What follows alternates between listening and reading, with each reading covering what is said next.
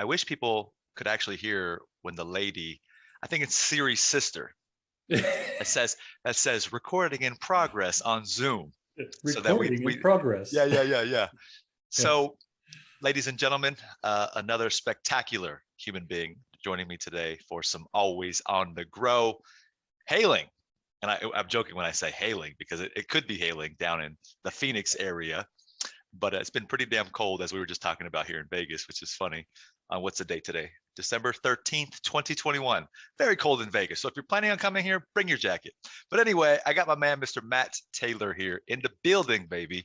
And wow, what a phenomenal individual that puts others first. I can already tell is really about sharing and caring, and is clearly, as he and I discussed, and I'm sure he's going to talk about right now with the rest of you, building out his own sales training company, development, business assets, coaching, all those great things. But I also remember, Matt, when we met a few weeks back, something that you shared with me that I want to dive into here in a few minutes. But I appreciate you for jumping on, my man. Yeah, thank you. It's good to be here. Yeah. You're a big ball of energy, man, and I love our encounters, especially ours, because we had that sort of a sales connection almost instantly, right? And it was yes, absolutely, dude. So let's start off with this. Tell me a little bit more about yourself in the sense that I know a little bit about your journey, sort of at a top level. Want some people here to understand sort of where you're at now, but also where that path came from, right? Where the journey sort of staggered itself and then grew up to get you in this position here today. And then we'll have some fun sort of unraveling some big key questions and some big ideas and thoughts and all that fun stuff, man. So the floor is all yours. All right, that sounds good. So, I'll just start at the beginning of my sales journey. Really, I was 22, and I basically looked like I was about 12. And what's changed, by the way? What's changed? Yeah. By the way, for those of you, let me jump in real quick. For those of you that are on the podcast, as I always say, make sure you go over to YouTube and you see that beautiful, bright, young, big baby face with a couple whiskers on it. Yeah, I did this so I looked a little older, and 20 some years have passed, and I still, not bad. You can see him a little bit up close. Yeah. That's funny. So I jumped into real estate, which is the biggest purchase that anyone makes. And I looked like I was about 12 years old. So everybody told me, what are you doing? That's crazy. Nobody's going to listen to you. Nobody's going to hear what you have to say. They're going to think that you're like their kid trying to sell them something. I jumped in with enthusiasm. Had a rough first few months. Didn't really know what I was doing. Basically, back then, there weren't really a lot of companies out there that gave you any kind of training or anything. They just, here's a phone. If you want a computer, you can go buy one and put it there on that desk and have fun. And like, okay. And I'd always been in, labor type jobs and things like that before. I'd done a little bit of college, but mostly just labor and those kind of things. So I just thought that I was going to go in, and then I would be there and hang out, and customers would come see me. And that definitely does not happen, as I learned very quickly. Yep.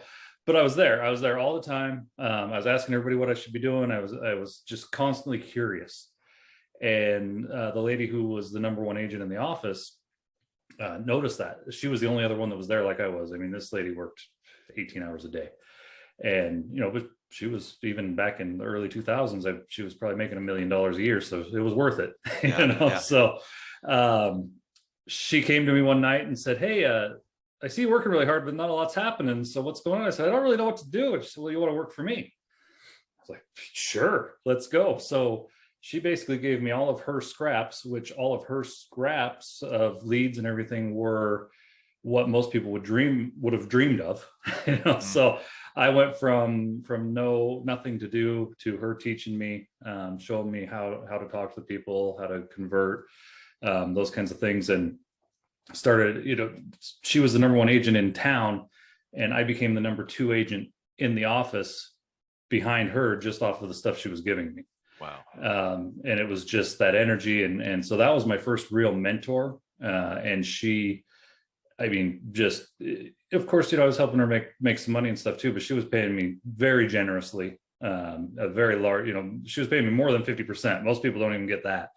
And paying for all the expenses and everything. And that was my first real foray into sales. And then of course I was 20 22, 23, maybe 24 by the time I got a giant head and decided that I was better than her and that I should go out on my own. Uh-huh. And so I did, and it was fine, but it was never the same again. It was never, when you've got that kind of machine and you've got all the assistants and you've got all that stuff running and you're a kid and it wasn't the same. So that was the first time that I realized the value of having a really good mentor and really good trainers and things like that. So in the meantime, I'd gotten married and had a child and, ended up in the middle of getting divorced. And so in real estate, you don't have to show up. There's no reason to show up. Nobody's calling you and saying, hey, where are you at? What's going on? So I had plenty of money saved. So for about 6 months, I didn't do anything. Just dealt with the divorce and wallered in my sorrow. And then one day I saw an ad for a car dealership and I thought, well, they'll probably make me show up to work. I should probably get out of the house. So that was my entire motivation to go into that industry, was that they would make me come to work. And so I did. And it was this was 17 years ago. So it was still a very, very rough environment back then. Walked in, just basically just shut that fuck up, Yeah. Constant yelling and constant, what's wrong with you? But I just kept coming. I just kept showing up, and I did really well. They did. One of the guys was like, oh, well, I guess you work pretty hard here. I'll show you some things. And so I kept coming, and I ended up after my first month, I was in the top 3 and sometimes number 1 every month after that. Moved around to a couple places, and then finally got the opportunity to move into management. And that's really when something clicked for me. And I remembered Sandy, the realtor that had helped me out and been my mentor. And I decided that was going to be my main mission, was that I was going to take all the people who nobody was helping in that industry. Most managers, they just sit behind a computer, and especially back then, just sit behind the computer, push buttons and yell at people. And I decided I was going to be different. And so I'd take the people and I would train them, and I would try to teach them every single thing I knew. Some would take it and run with it, and some would not listen and they'd flounder out of the business. And that's the way it works. But the ones that would listen would go from, 2, 3, 4 cars a month, which is terrible. You're making minimum wage, to 18, 19, 20, 21, 22 cars, and start making, 6 figures. And next thing you know, they've got a family and a house. And they went from a kid that had nothing to a real life. And that, there's all the skills of closing sales and knowing all of those things. And I knew how to operate the dealership, and I knew all those things. But the thing that really lit me up and got me going was watching these people grow. And so that's why I love your name of your podcast. So I did a good job, didn't I? Yes, it's awesome. And so for a long time, that was basically what I focused on. And I would always go help them close their deals. I did whatever needed to be done, whatever the managers wouldn't do when I was coming up, that wouldn't help me out. And the things that I didn't like that they did, I did the opposite. And just kept moving up, and it turned into, finally in the end, I was, the culmination of it was that I was running a $38 million BMW dealership. So I went from this kid who was lost and then took a job because he didn't know, he wanted somebody to make him show up to work, to running that. It was a 17-year journey or 16-year journey. But the thing that kept coming back to me is that, you're working 80, 90 hours a week in that business, no matter what, you just are. And especially if you get to those levels. And I didn't like it anymore. But what I did like was growing the people. And so I took that last group. I knew I was going to try to make my plan on getting out of that business and starting a training company and everything. So I took that last group of 16 guys and girls at the BMW dealership, and I decided I was going to turn them into just selling machines. I was, their lives were going to change. And so I did that. And every single one of those people is hugely successful now.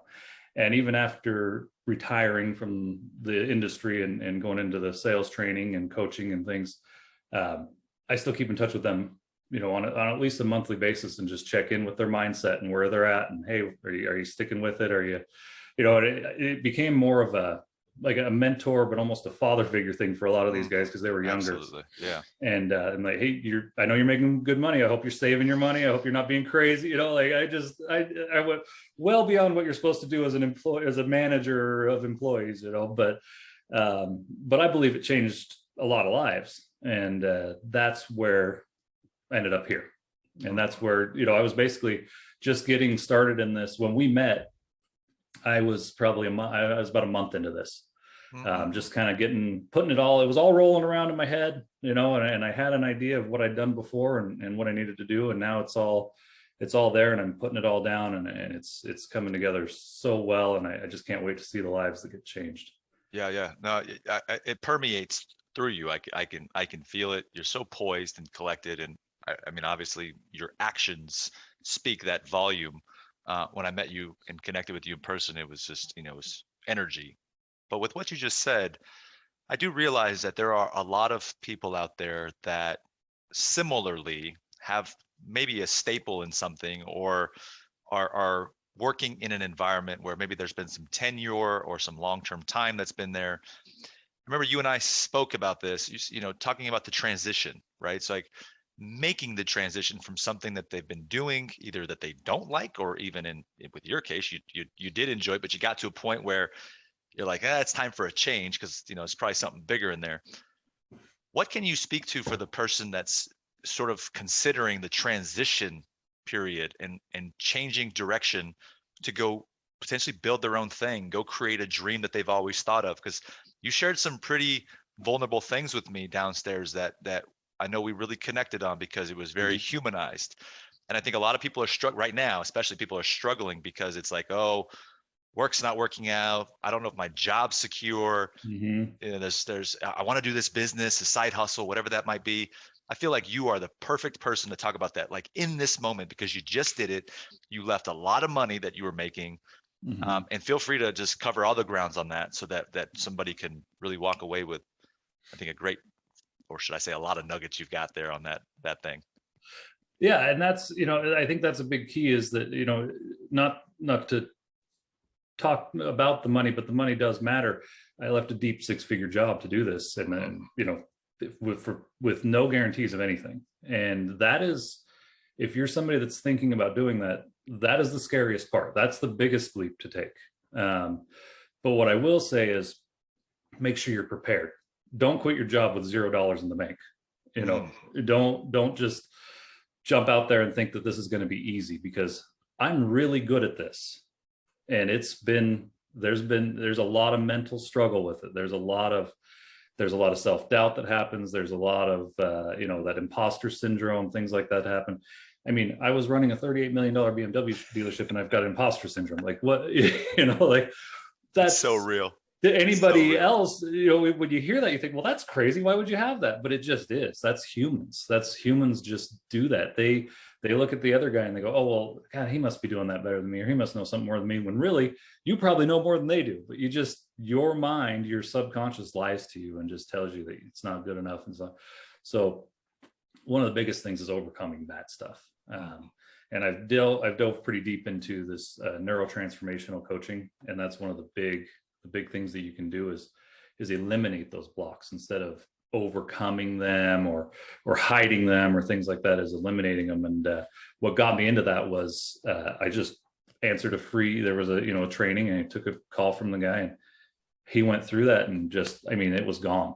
That imposter syndrome, that stuff, he went through a couple exercises and it was gone. And I was amazed. And I thought, well, I got to learn this. So I then took more money and spent more money and got the training on that. Yeah. Yep. And but it's been really good, because the way that you can convert that into helping people with their sales blocks and in the sales environment is huge. So but the biggest thing that I can say about it, if you've got a dream, if you've got something that you want to do, make a plan.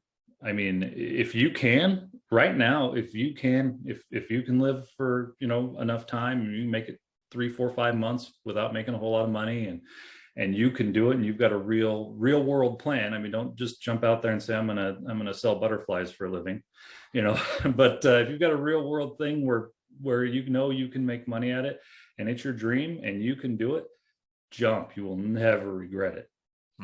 If you don't have the money, and you can't, and you don't want to work part-time, and you want to jump into this thing full-time, then make a plan. I mean, work a little more. If you're in sales, especially, figure it out, sell more, make more money, and put all that extra money away, and set yourself those goals and write them down, and give yourself a deadline for it, so that then when you're sitting at let's take the dealership, for example, you're sitting at the dealership, just kind of standing around, looking around, BSing with the guys, you can remember, just put that in your head, in the back of your mind, that you've got these goals, and then you can go, oh wait, nope, I need to stop this. I need to get to work. I need to sell an extra 5 cars, or I need to sell an extra house this month, or I need to, whatever it is that you need to do. If you have a plan and you have a deadline, and you stick to that plan, then it's going to motivate you to do more. And that's kind of what I did. I would always go on a lot of vacations and do, just have the life that I could not. Car business, you get like 2 days off. So when I say vacation, I would just spend a lot of money in 2 days on going to Vegas or, or somewhere like that. That's where I saw you before. But every time I had 2 days off the road, we went somewhere, and we went full out, the suite of the Cosmo or whatever it was. But then about 8 or 9 months ago, I started going, you know what, let's slow down on that. I'm going to take all that money that I've been spending, and I'm going to put it away. I'm going to just keep putting it away. And so it took, I wanted to do it in 6 months, it took me 8 months, but that's not bad. I got done and had everything that I needed, without having to touch retirement, those kind of things. And so you have to have a plan. Like I'd been thinking about this for years, but I really got serious about it, about 10 months ago, but it took me about 8 months to get out of the full-time job and jump right into it full-time. So, but if you have, this brings to mind something. There's people with an entrepreneurial mindset, and there's people with an employee mindset. And if you have an entrepreneurial mindset and you're stuck in a job that you hate, you're wasting your life. Mm-hmm. I mean, you're going to just picture 85, 90 years old laying on your deathbed thinking, oh man, I spent 50 years unhappy. And if you've got that mindset and you're in an employee situation, you're not happy. Don't be crazy. Don't end up homeless, but have faith in yourself, make it happen, make the plan and make it happen and get out. Now, if you have an employee mindset, then you can be an employee in a job, especially in a sales job, you can get a little bit of that freedom feeling and things like that. But if you have an employee mindset and you're happy in your job, there's nothing wrong with that. That's a good thing, because if you have that employee mindset and you step out into your own business with that same mindset, you're going to have a real hard time, because nobody's there to tell you to show up. Nobody's there to give you a paycheck. You got to go find your own paycheck, as you know well. You got to go find your own, and you got to make every single thing that happens, you have to make happen, or you have to pay somebody to do it. One or the other. There's no showing up somewhere and just having it all done. So it doesn't mean you can't do it if you have that employee mindset. It just means you can't look at your business the same as you look at your job. You have to change the way you look at that, and you have to be prepared for it. And there's a stress that goes into that too. I'll tell you, you and I think are so parallel in our process right now, as far as what we're working on, that difference between employee and entrepreneur, still having a part of an employee's mindset, but also knowing you're an entrepreneur, but then in the middle of it, being attached to the security so much, because there's so much trauma from the years before. It's hard to really snap away from that thing, because there's that peace of mind, there's that security in knowing you have a job to be able to go build your business. And I would tell people right now, from my own sense, with what you're saying about getting some runway and creating a nice little, bank away stash to give yourself some freedom there, to be thoughtful and creative in your own endeavor, I absolutely would encourage that. I've done like the opposite. I've just freak weird, like none of that. Like just it's so awkward. And I look back, I'm like, damn man, I really did it backwards. But it is a constant. I mean, I could do a whole podcast on the last year with building and sort of relationship and all that stuff, but it is a tug of war. And to your point, Matt, I think you're spot on with that. So thanks for sharing that. Now, I want to go back to real quick. You talked about some of the neuro programming.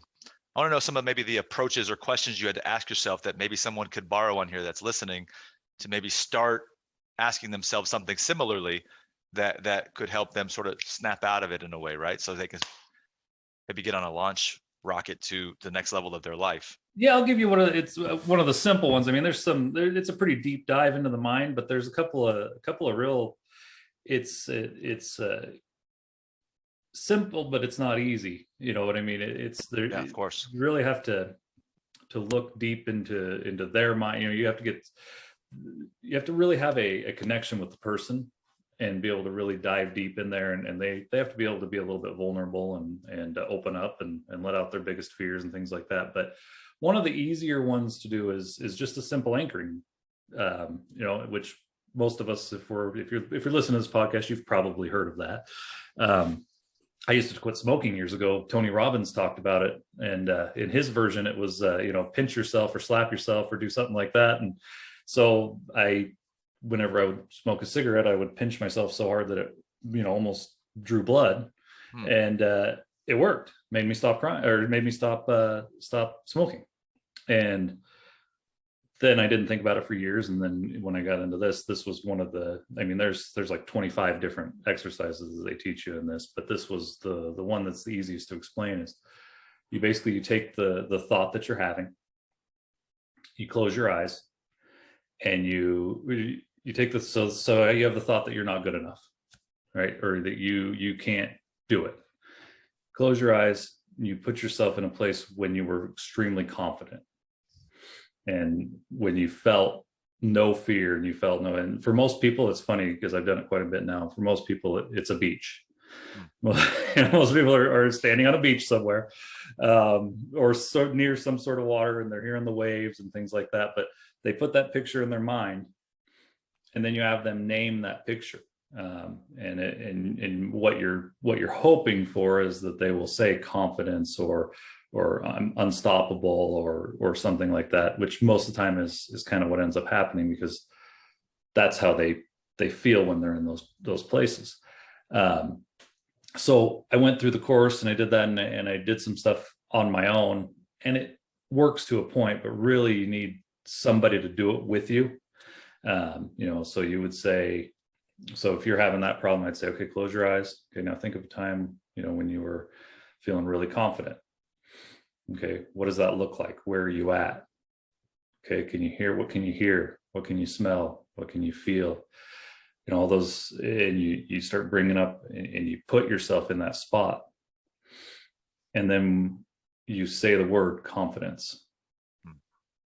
And whenever you start feeling unconfident, or you start feeling like you're not good enough, you just take a quick close of the eyes and just go confidence. You put that picture in your mind and you just say confidence.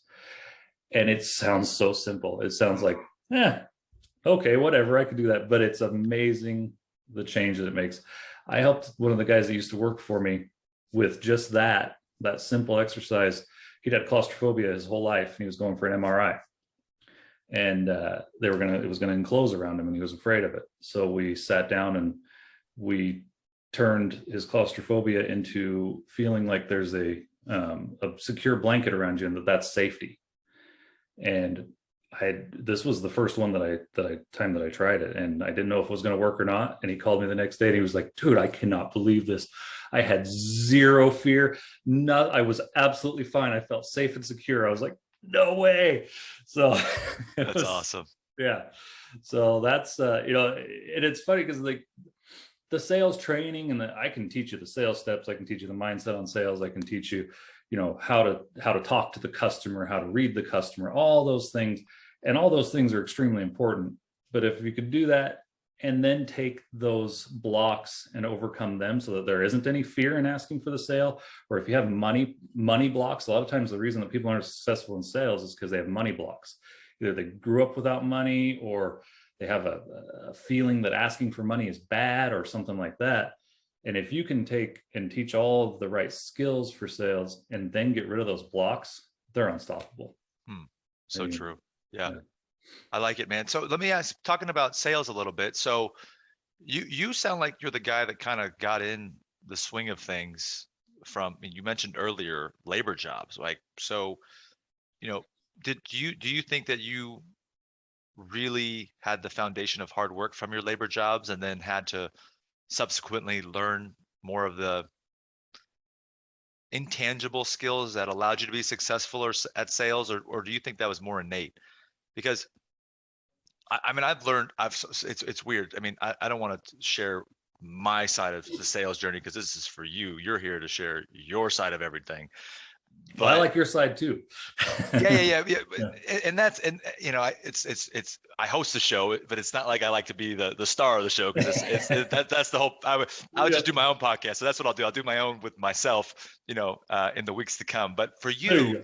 I'm wondering if you think you had that more innately, and it was natural because you watched it when you were younger, or if you had a good model without even really knowing it, like your dad was a sales guy or a business person, or mom or somebody like that, and then you went to work, you're like, this labor thing sucks, so I can trace back, this is like kind of going on in your own body, in your own head. Mm-hmm. They did that, so maybe I could go try real estate, and that'll be the starting point and all that. So, and then I'll actually ask another question on top of that. But for starting, do you think that was something that you had innately, or that you just sort of on a whim were like, oh, let's go try this thing out? Well, there's two things actually on that. So growing up, my dad worked his ass off. I mean, he no matter what it was, he worked in the mills. I grew up in Southern Oregon, basically big timber country, that kind of thing. So he worked in the mills, and he was always working overtime, always doing whatever he could, because I was a really good motocross racer.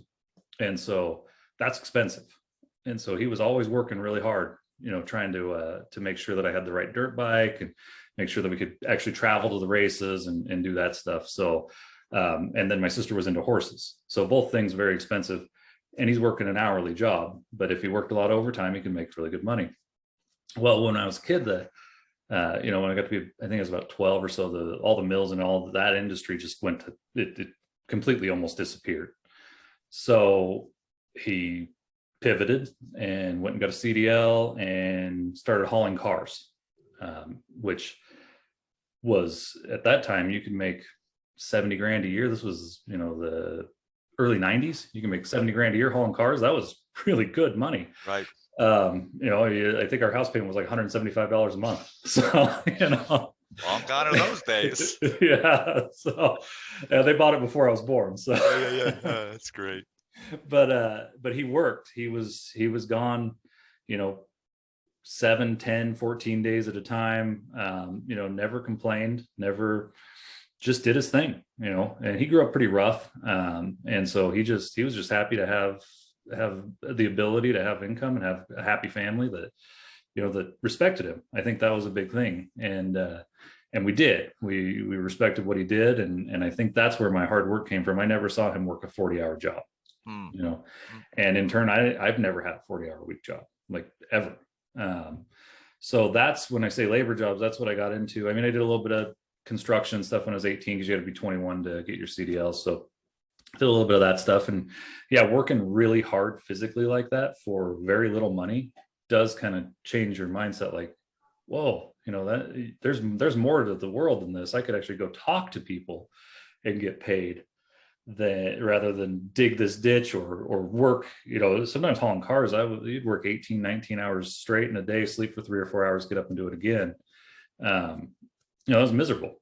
It was just purely miserable. And so there was that model of what I saw for hard work. And then the thing, it's funny, I hadn't thought about this in years until you just brought it up. Was there something that made me think about sales?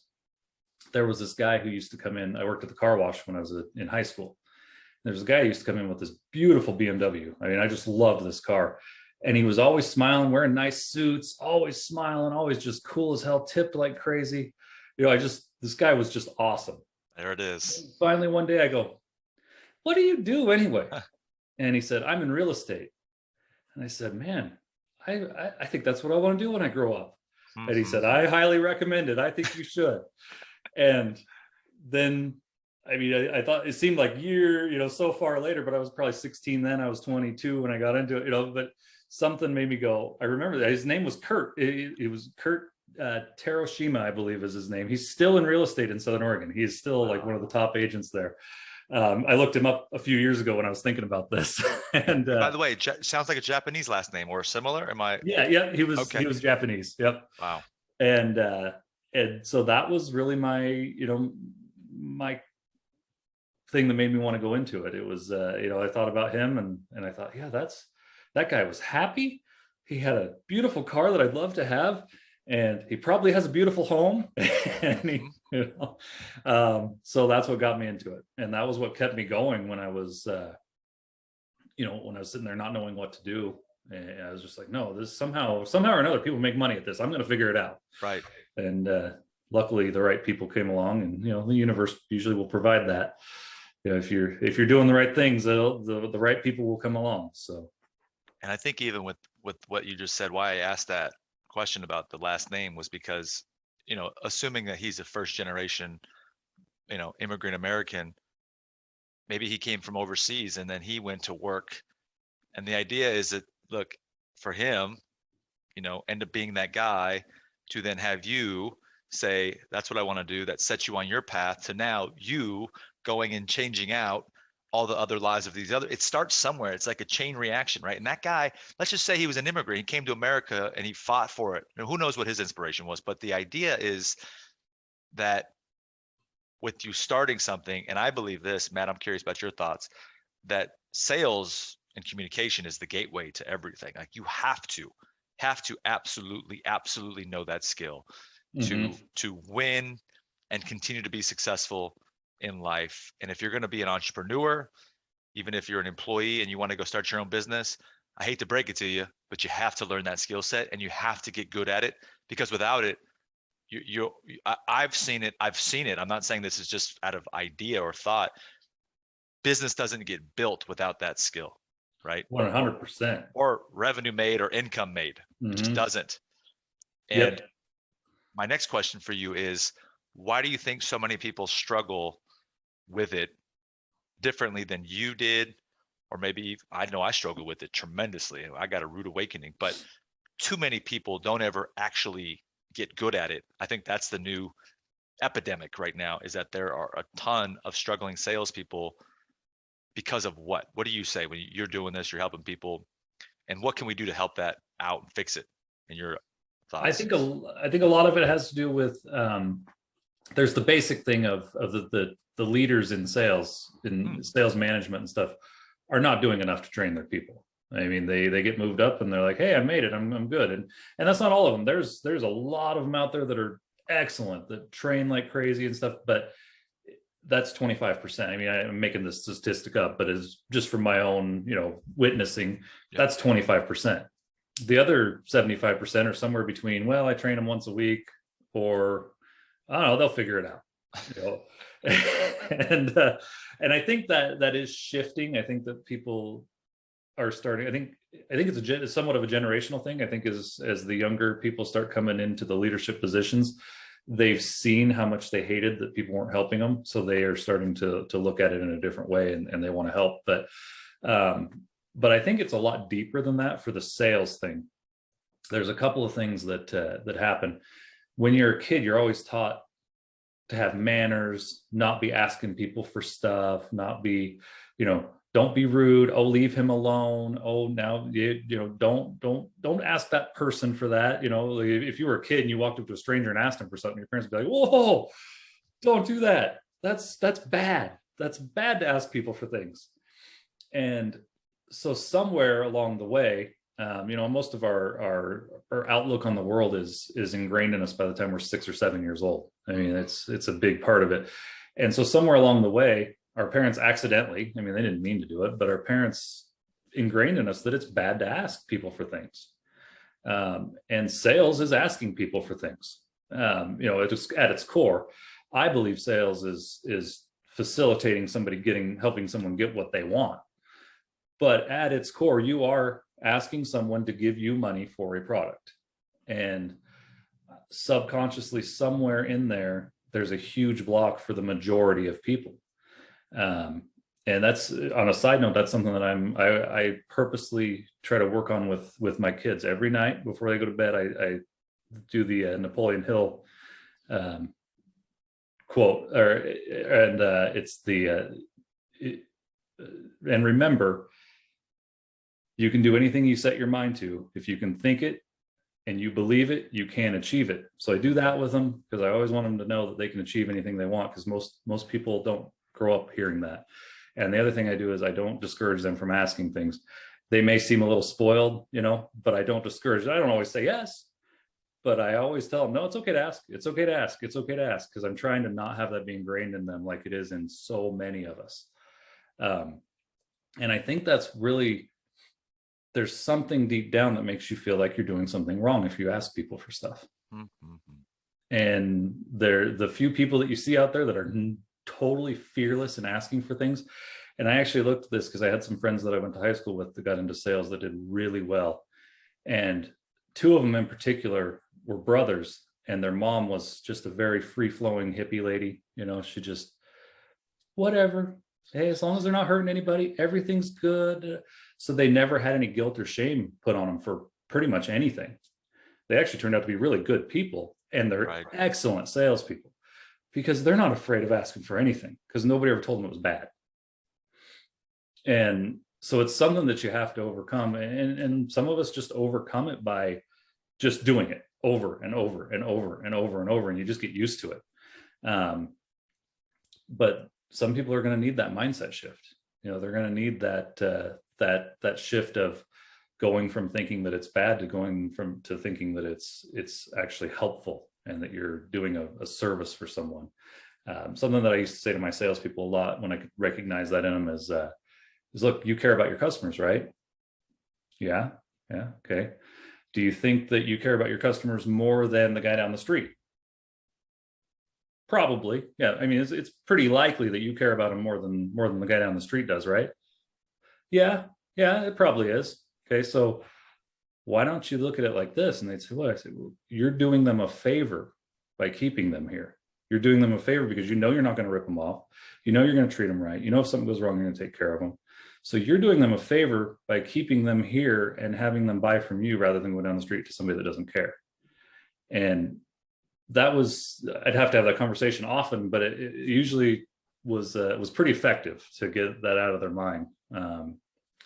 And I always liked when I saw that click, so, but that's really the thing, is that people think that that asking is bad, but it's exactly like you say. Every single business relies on salespeople. Without salespeople, businesses don't run. I mean, Elon Musk is a salesperson. Jeff Bezos is a salesperson. Those people, Mark Cuban, salesperson. Those people did not get where they are by not selling somebody on their idea. I mean, somehow, some way, somebody had to be sold on those ideas, and people would never think of them as a salesperson, but they are. Mm-hmm. And you, I think what you just said about caring about the customer is majority of where part of the issue stems. It's that it's only thought of sales as like the money grab traditionally, mm-hmm. right? Yeah. I can tell you right now that even in my own process, I realized at certain times that I was at times just like going for the money, to which you said you had to go back and have the conversation like you did. And you ask yourself, like, what's really leading me here? Oh, it's the money. Oh, wait, that ain't helping me. I've got to fix this. Why is it only about the money? Why am I focusing on that over this? Okay, let me go over here and change it out and think about, okay, how do I care more? Or why don't I care about the customer during this process? Well, let me walk that back. Oh, wow. I realized that my life was kind of crappy, and I had all kinds of ass whippings and beatings when I was younger, and just tons of trauma. So that's probably why. If the world doesn't care about me, why should I care about the world? Yes. Oh, wow. Okay. I have to really start to reprogram myself.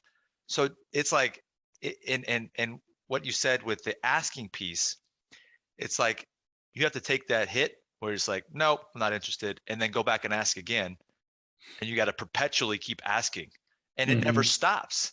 It just never stops. So it's like, Yes. you would better build this resiliency inside of you that says, wow, I just got crushed 50 times, right? Back to back to back.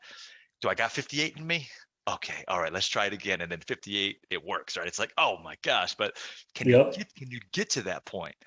And that right there, my man, I think is part of the essence of it. It's like, it's just too demanding of the mind, the body, the spirit, the soul, the heart, the emotion, where too many people don't like that discomfort. And without that, and like you said, reframing it in their mind becomes challenging to make it, a victory in that domain. So I really appreciate what you shared there. I think it's fantastic. So for those that are sort of crossing over into sales or in sales now, so what's a couple, like your training method, right? Let's talk about your training method slightly, and share with us a couple things that you would take someone to, increase their numbers, increase their conversions, win some more deals, right? Manage their day properly. Because dude, you've done it all, man. It's fantastic, and I know you're gonna win at a high level, continue to do so in your own thing. So what would something like that for us work like, so that we can go out there and even today, tomorrow, the next day in our sales environments, have a fantastic day, win some new business?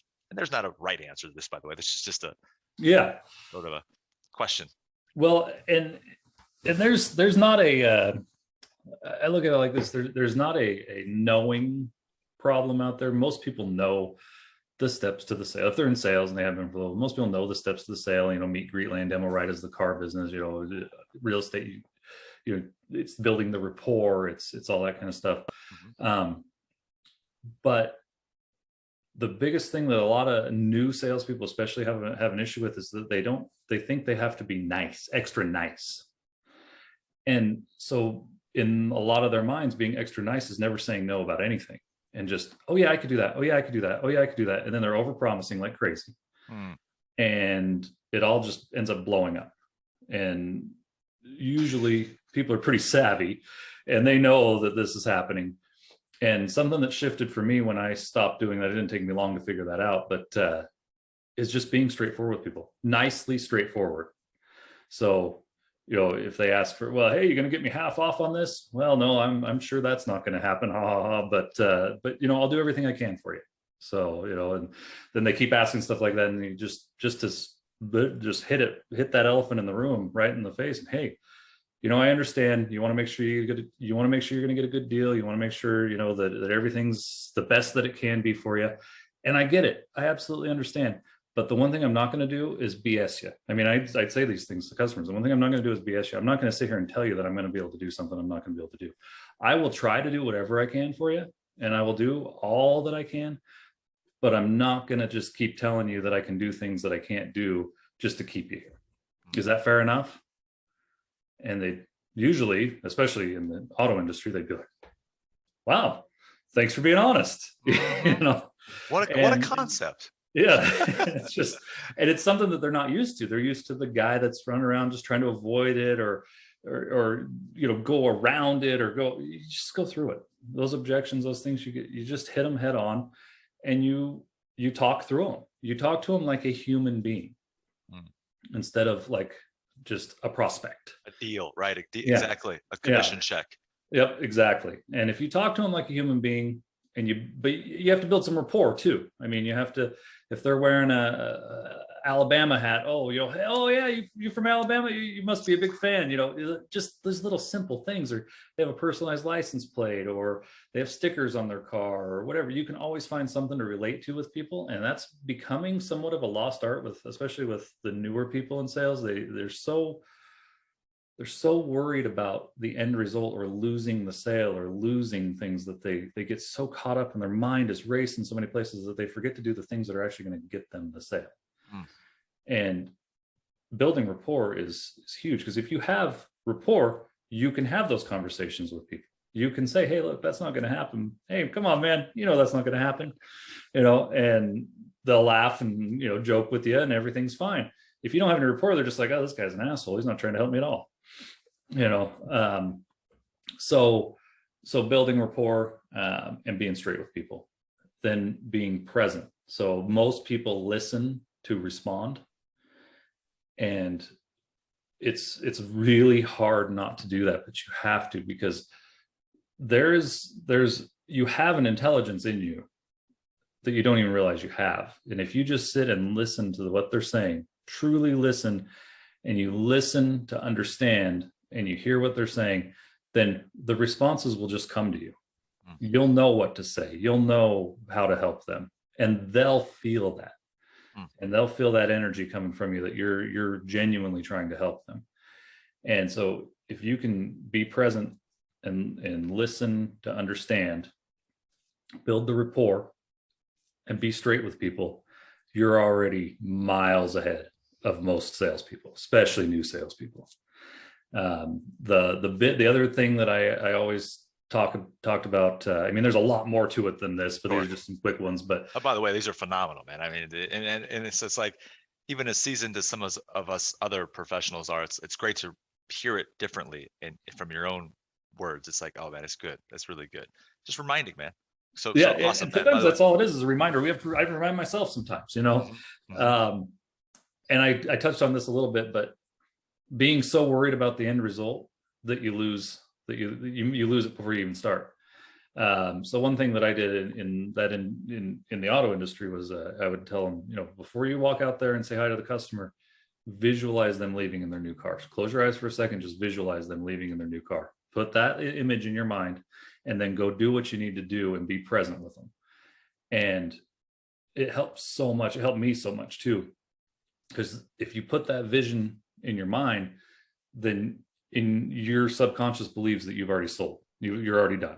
And so all you have to do is do the steps and be present and do the right things, and it will just automatically happen. If you're sitting there worried about, oh my gosh, if I lose this customer, my manager's going to yell at me, or this is going to happen, or that's going to happen, you're just going to screw the whole thing up. And you're just going to get lucky once in a while and make a sale, but you're going to lose all these sales that you could have had that would have been, just great experiences for both of you. So worrying about losing the sale loses the sale. So just not sitting there stressing on that. Yeah. So that's a level of almost management of sort of thought.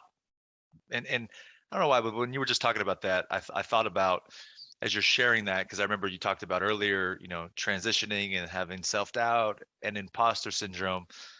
I know at times I've battled this, as we go out, create, we want to build our own stuff.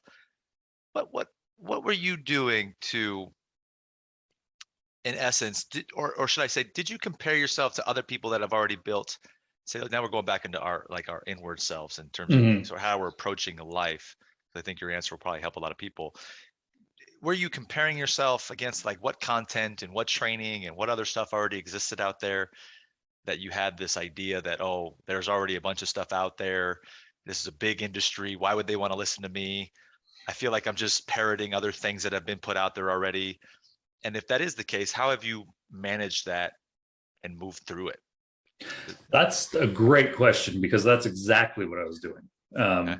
And that's exactly how I was probably going to end up not doing this business and ending up back in the auto industry, because it wouldn't have worked.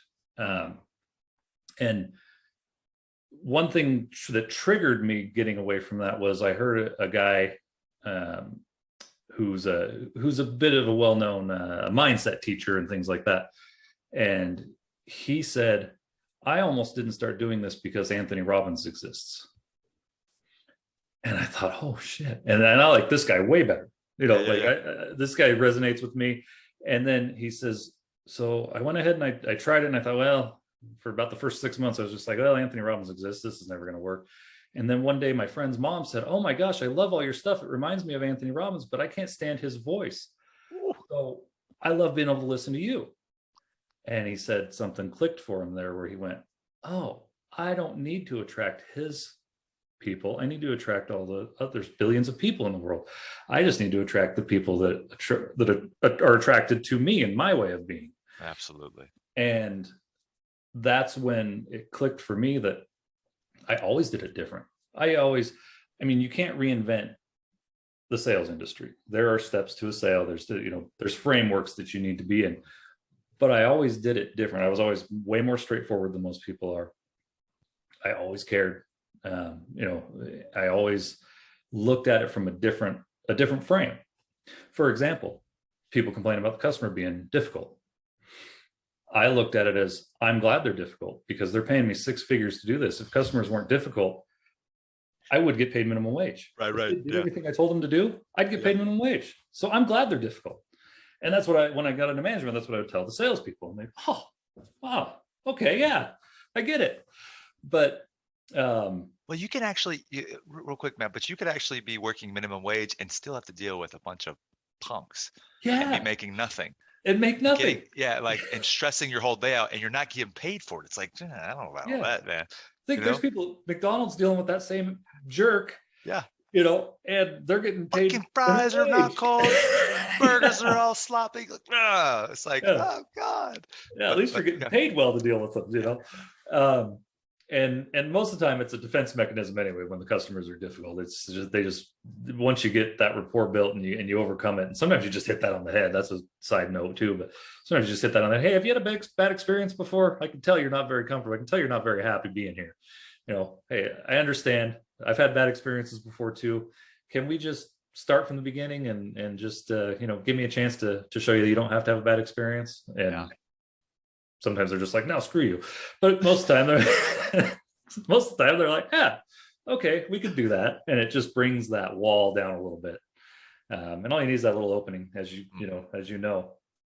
But the mindset for me, the change was when I said, no, I need to not even look at that. I was following a lot of those kind of people and stuff. And I actually unfollowed most of them so that I wasn't seeing it, because I know I have a message and I know I have something that works, because it worked in the Phoenix, Arizona market is hugely competitive. I mean, it's coming from Seattle area to here. It was a whole different world, and it still worked. The way I did it, the way I thought about sales, the way that I spoke to people, those things, it worked. And I did that in 3 years from a place where I knew everybody up there. I knew no one here.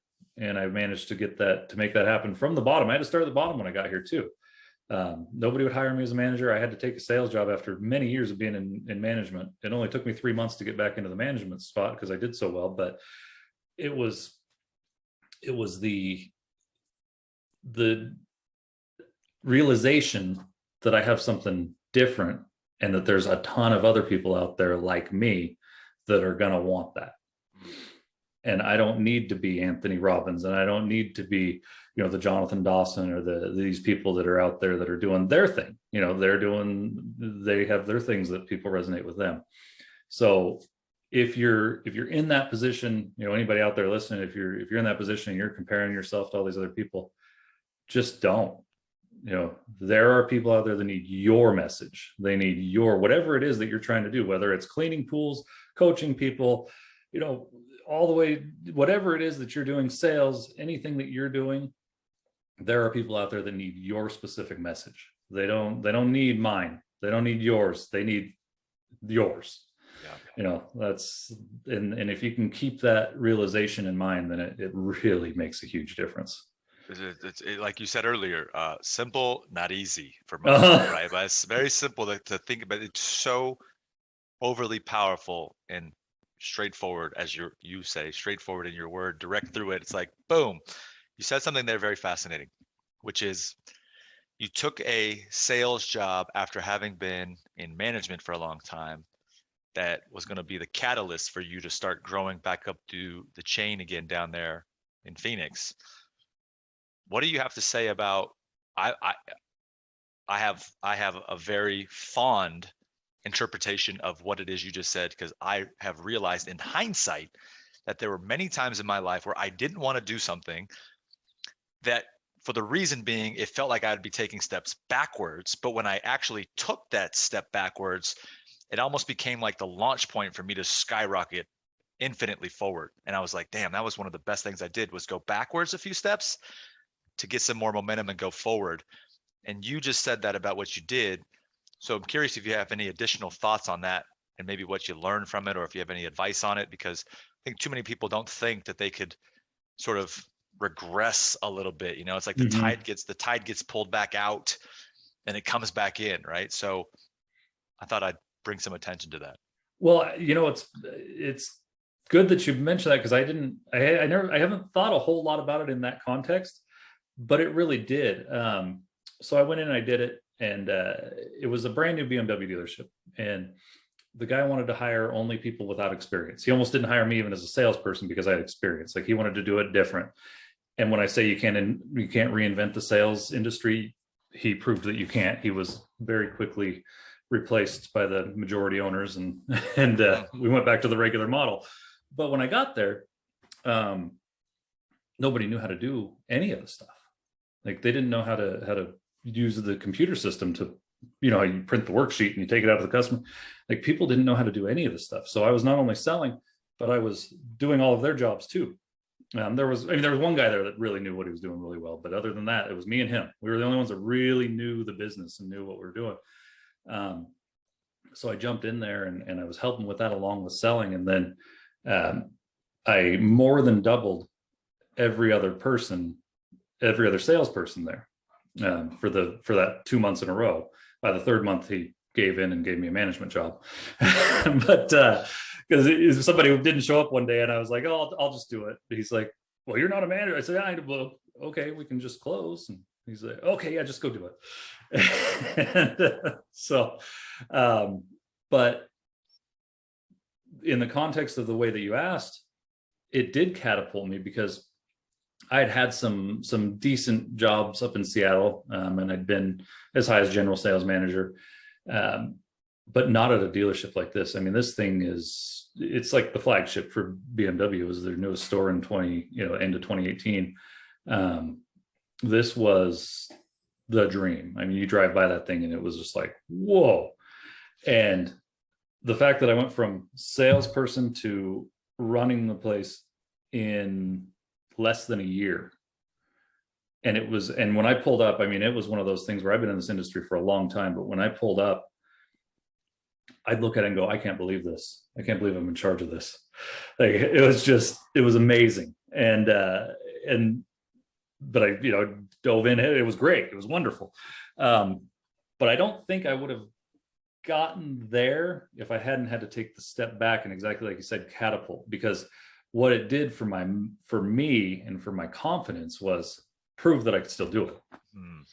So as I'm managing people and I'm telling them what to do, I'd been doing it for so long that I hadn't been in that position for so long that, it was like, well, it seems to be working, but I haven't done this in a long time. Subconsciously, you're not really thinking about this. But once I went in and I did that, and I doubled everyone, and I proved to myself that I could still do it on a high level, then my management skills got even better, because then I was extremely confident in what I was saying. And the great part was, all those people that I was now managing saw me do it. And so they listened too. And they just listened, and they just did what I said to do because they saw me do it. And then I turned them into those people. And it was great.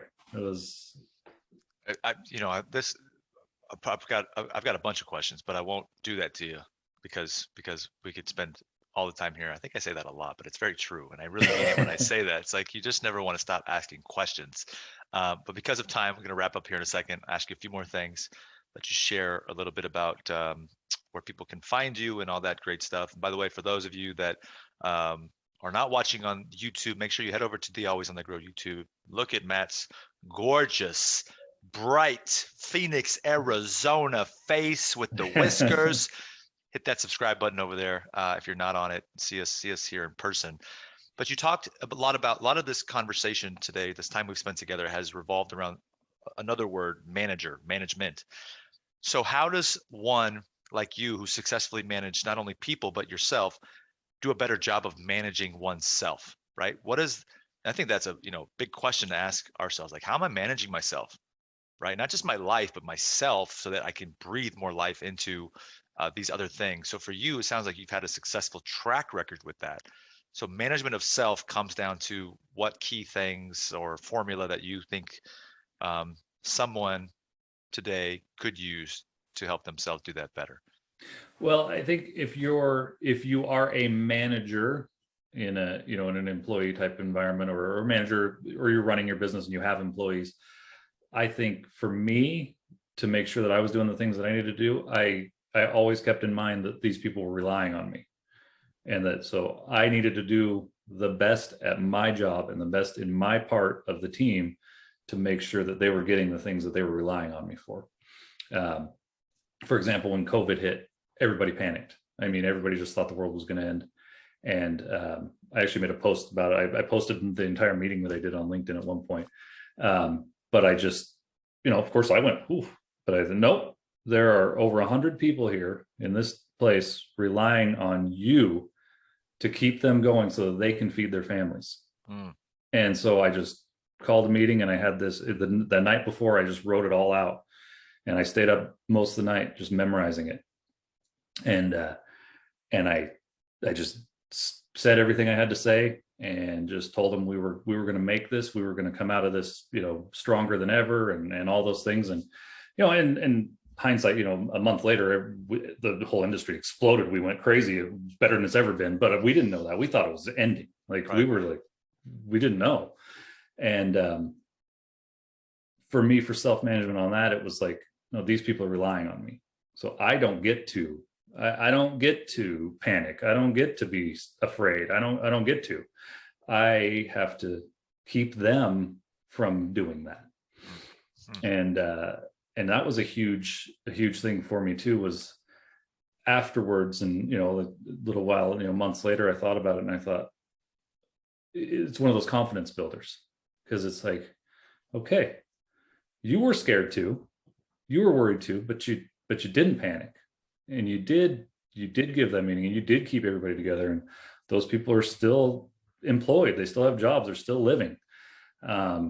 And so as you go into things like what I'm doing now, you got to kind of fall back on those things and remember them to get you that confidence. But managing yourself in this kind of environment is a lot more difficult, because nobody's relying on you but you know.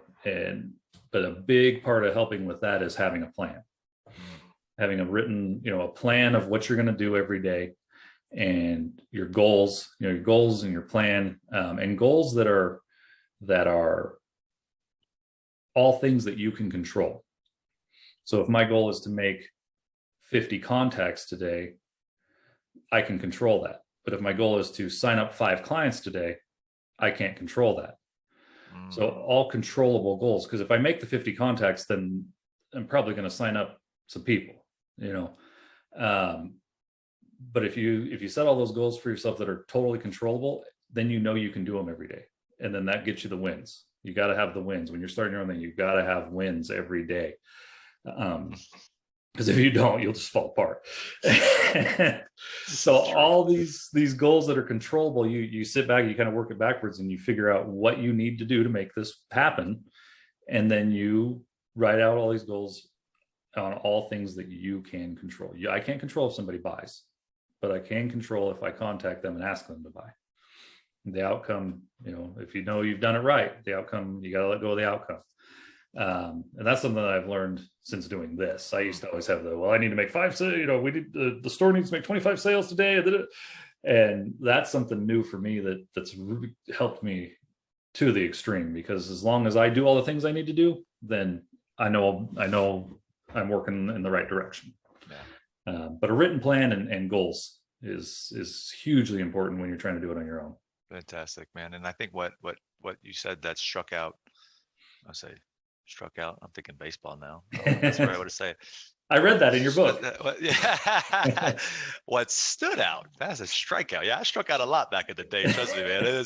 By the way, I strike out every day trying. I'd rather strike out, man. At least I know I'm swinging the bat. As long as I'm not striking out looking, right? Yep. For you sports fans that are using the analogy or the metaphor of life, whichever way you look at it. What stood out with what you just said was that you said people were relying on you. And I think there's another R word that really hit me right there. And you said, when you're managing your oneself, it's like you're sort of alone, right? It's like myself. So they're really, unless you create a sense of, here's my R word, responsibility that you can put on yourself, whether that's you thinking about the fact that there's a big future out there, and that even if you're not doing it right now, there's thousands of people that are going to be poured into you that you're responsible for now, for their development. Like you're talking about earlier, Matt, these people that you're training and helping grow, it's your responsibility now. When you have a kid, it's your responsibility to put food on the table for that kid. If you have an ailing mom or dad or somebody, it's your responsibility to make sure that they are provided for. So that was fascinating, man. So I love how you said that, because it reminded me that that's important, dude. So very, very well said there. All right, dude, I don't want to keep you all day. I will. We can certainly piggyback and this one, talk about it again. I always say that, but I really mean it. So we got to follow through, because that's what good sales is. It's about the follow up in addition to some other great things. Yes. But where can people find you? What's the links, the sites, the tubes, the LinkedIn's, all that good stuff? So on LinkedIn, I am, you can find me on LinkedIn. It's under the easiest way to find it would be search through the email. It's taylortrainingacademy@gmail.com. That's the easiest way to find me on LinkedIn. You're going to get, I'm putting some videos up there and some different sales tips and different things like that. You're going to be able to see that stuff. I've got my YouTube is under the same email. You can look it up that way. I've only got a few things on there right now, but I have a bunch of things done that I'm getting ready to post on there. So you'll see more content coming on there. And then, I mean, really, I always say, full send or all in, and thinking that's what I'm going to name my my actual sales course. The online course is Full Send Sales. Yeah.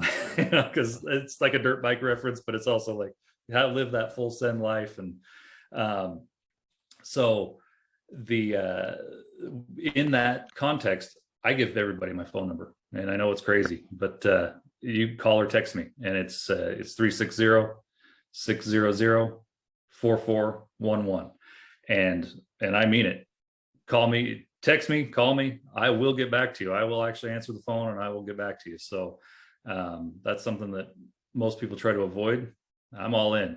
I love it, man. Yeah. Oh, what a wonderful thing, man. You just got so much truth in the fiber of your being, man, which I think is great. So by the way, you also, ladies and gentlemen, he and I just connected on LinkedIn, but dude's like really doing great on LinkedIn, man. He's got some awesome consistency and great posting and story sharing. So you definitely want to go check him out there. And then all his other things, I'm sure, are going to be equally as great. Fantastic, man. You've been an absolute honor and a blessing. So this is just another step in our evolution together. Absolutely. As peers and friends, and I'm sure we'll do some business together at some point in the near future. Last thing I got for you, man, because I'm sure you may have heard on the other ones, but as I touch this big OW, oh, I feel so good, man. That wall right there, it's so pretty, isn't it? It's awesome. Yeah. What does always in the grow mean to you, man? That would be always learning, always being open, ferociously curious. It doesn't matter who somebody is. You can always learn something from somebody, and if you learn something each day, then you're going to be growing, and you grow your skill set and your mindset just a little bit each day. Even if it's 1% each day, you're hundreds of percent better by the end of the year. Don't beat yourself up about not growing 20 or 30% in a day. Get 1% better every day. That's all you got to do. And you're going to be, a few years from now, the person you were today you're going to look back and go, whoa, wow, that happened quick. So, yep. And so, yeah, growth is so important in everything. So preach it, baby, preach it. And by the way, if he wasn't talking about Matt right now, as he just said, if he wasn't open-minded and learning every day, he never would have stopped and talked to me downstairs and had that engagement, and now out here being able to share his message and his story with you all. So that's just the essence of it all. So ladies and gentlemen, Mr. Matt Taylor is in the building, and now he's leaving the building because I got no more time for you. I'm just kidding, man. So that's my funny side. I don't know if I'm funny. That might have landed wrong, but that was perfect. I promise I wasn't trying to be. So my man, it's been an absolute honor. Thanks for taking the time today, and we'll wrap this guy up, and we'll see you on the next one, everybody. Thank you. All right. Thanks a lot, Manny. Got it, bud.